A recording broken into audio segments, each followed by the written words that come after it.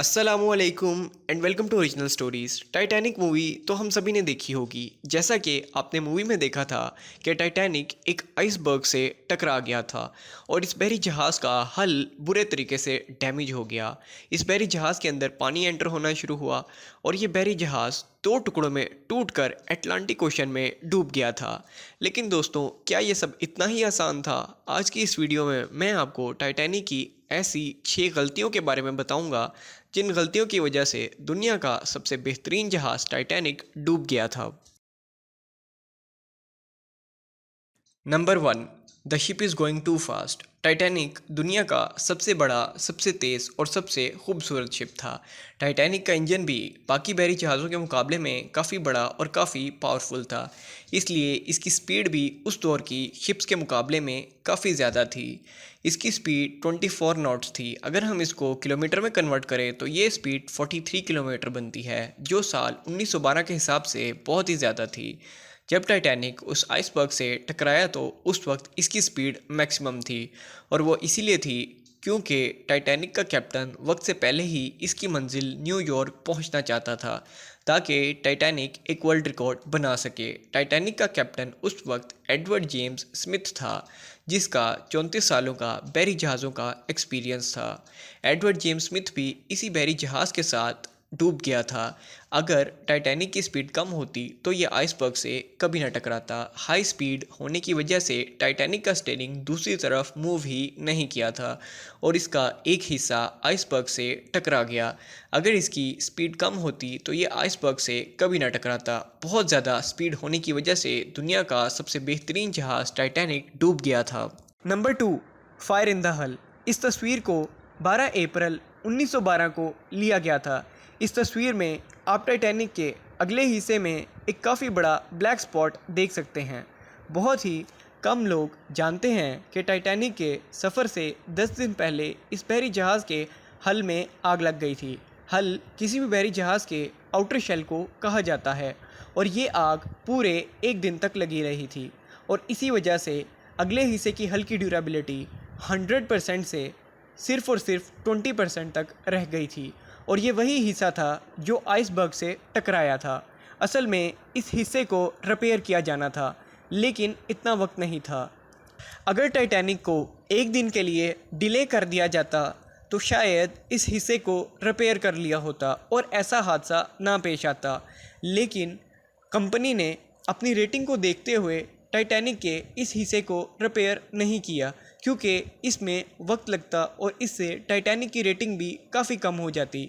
इसीलिए उस दिन इस बहरी जहाज़ को ऐसे ही रवाना कर दिया गया और किसी ने भी इस ब्लैक स्पॉट पर ध्यान ही नहीं दिया। जब ये हिस्सा आइसबर्ग से टकराया होगा तो ड्यूरेबिलिटी कम होने की वजह से ये हिस्सा टूट गया होगा और पानी का प्रेशर मेंटेन नहीं कर सका होगा, और आहिस्ता आहिस्ता ये पानी पूरे टाइटैनिक में फैल गया होगा, जिसकी वजह से ये बहरी जहाज़ डूब गया।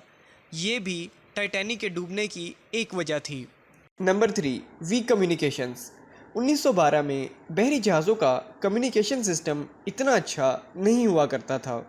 जब बहरी जहाज़ पोर्ट से काफ़ी दूर चले जाया करते थे तो रेडियो सिग्नल्स और वेव बहुत ही कम हो जाया करती थी, और रेडियो पर किसी का भी मैसेज भेजना या मैसेज सुनना बहुत ही मुश्किल हो जाया करता था। जब टाइटैनिक नॉर्थ अटलांटिक ओशन से गुजर रहा था तो बहुत से बहरी जहाज़ों ने टाइटैनिक को आइसबर्ग्स होने की वार्निंग भी दी थी, लेकिन रेडियो सिग्नल्स और कम्युनिकेशन सिस्टम अच्छा नहीं होने की वजह से ये मैसेजेस टाइटैनिक को पहुंचे ही नहीं थे, और अटलांटिक ओशन में रेडियो सिग्नल्स और वेव की फ्रिक्वेंसी उस दौर में बहुत ही कम हुआ करती थी। Number 4, not enough life boats. 14 अप्रैल 1912 को टाइटैनिक के साथ एक बहुत बुरा वाक़या पेश आया। ये शिप आइसबर्ग से टकरा गया था।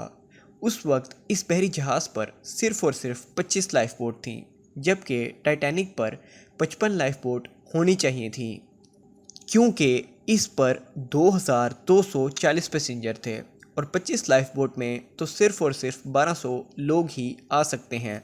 असल में टाइटैनिक को अनसिंकेबल शिप कहा जाता था, इसीलिए इस बहरी जहाज़ पर ज़्यादा लाइफ बोट नहीं रखी गई।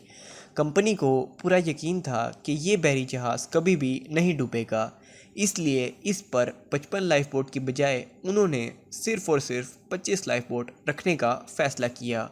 और इसकी दूसरी वजह ये भी थी कि अगर टाइटैनिक पर 55 लाइफ बोट रखी जाती तो इसके निचले कंपार्टमेंट में कुछ भी ना नज़र आता, इसलिए वाइट स्टार लाइन कंपनी ने सिर्फ़ और सिर्फ 25 लाइफ बोट ही रखने का फ़ैसला किया। लाइफ बोट कम होने की वजह से 1500 लोगों की जानें गई थी। Number 5, the binocular were locked up. एक हैरत अंगेज़ बात ये भी थी कि टाइटैनिक पर बिनोक्यूलर यानी दूरबीन भी नहीं थी। असल में उस दिन हुआ ये था कि टाइटैनिक का एक क्रू मेंबर जिसका नाम डेविड था, टाइटैनिक के रवाना होने से 5 मिनट पहले ही इस आदमी की शिफ्ट को चेंज करके वाइट स्टार लाइन की एक दूसरी शिप RMS ओलंपिक पर भेज दिया गया था। लेकिन दोस्तों, ये आदमी एक ज़रूरी बात भूल गया था। वो ये थी कि टाइटैनिक के लिए एक ख़ास किस्म की दूरबीन को बनवाया गया था, जो ख़ास तौर पर रात को आइसबर्ग वगैरह देखने के लिए बनाई गई थी। ये दूरबीन किसी भी आम दूरबीन जैसी बिल्कुल भी नहीं थी। ये दूरबीन टाइटैनिक के क्रू की बेसमेंट के एक लॉकर में थी, लेकिन इसकी चाबियां भी डेविड के पास ही थीं। Number 6, high tides and global warming. एक रीसेंट स्टडी के मुताबिक साल 1912 में बहुत बड़ी अमाउंट में ग्लोबल वार्मिंग हुई थी, जिसकी वजह से नॉर्थ अटलांटिक ओशन के पहाड़ों की बर्फ़ पिघल गई थी और जिसकी वजह से पानी में बहुत से आइसबर्ग्स बने थे और ये आइसबर्ग्स पूरे नॉर्थ अटलांटिक ओशन में फैल गए थे और इनमें से एक आइसबर्ग के साथ टाइटैनिक भी टकरा गया था। टाइटैनिक को दुनिया का सबसे सेफेस्ट शिप भी कहा जाता है क्योंकि इसमें वाटर टाइट कंपार्टमेंट हैं। अगर इसके अंदर पानी आ भी गया तो ये शिप फिर भी नहीं डूबेगा। टाइटैनिक के अंदर 4 वाटर टाइट कंपार्टमेंट हैं। अगर इनमें से 3 कंपार्टमेंट पूरे तरीके से पानी से भर भी जाएं तो फिर भी ये शिप नहीं डूबेगा। लेकिन दोस्तों, 14 अप्रैल 1912 की रात को जब ये शिप आइसबर्ग से टकराया तो 3 कंपार्टमेंट के बजाय 4 के 4 कंपार्टमेंट ही पानी से फिल हो गए, जिसकी वजह से ये जहाज़ इम्बैलेंस हो गया।